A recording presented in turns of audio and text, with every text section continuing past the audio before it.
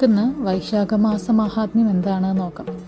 ഈശ്വരാരാധനയ്ക്ക്, പ്രത്യേകിച്ച് വിഷ്ണു ഭഗവാന്റെ ആരാധനയ്ക്ക് ശ്രേഷ്ഠമായിട്ടുള്ള മാസങ്ങളാണ് മാഘം, വൈശാഖം, കാർത്തികം.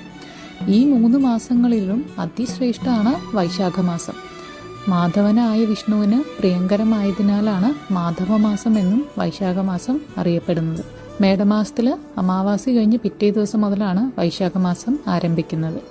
സർവവിദ്യകളിലും ശ്രേഷ്ഠമായ വേദം എന്നതുപോലെ, സർവമന്ത്രങ്ങളിലും ശ്രേഷ്ഠമായിട്ടുള്ള പ്രണവം എന്നതുപോലെ, സർവവൃക്ഷങ്ങളിലും ശ്രേഷ്ഠമായ കൽപ്പവൃക്ഷം എന്നതുപോലെ, സർവപക്ഷികളിലും ശ്രേഷ്ഠനായ ഗരുഡൻ എന്നതുപോലെ, സർവനദികളിലും ശ്രേഷ്ഠയായത് ഗംഗ എന്ന പോലെ, സർവരത്നങ്ങളിലും ശ്രേഷ്ഠമായത് കൗസ്തുഭം എന്ന പോലെ, സർവമാസങ്ങളിലും ശ്രേഷ്ഠമായതാണ് വൈശാഖമാസം. വൈശാഖമാസത്തിലെ 30 ദിവസങ്ങളും പുണ്യദിനങ്ങളാണ്.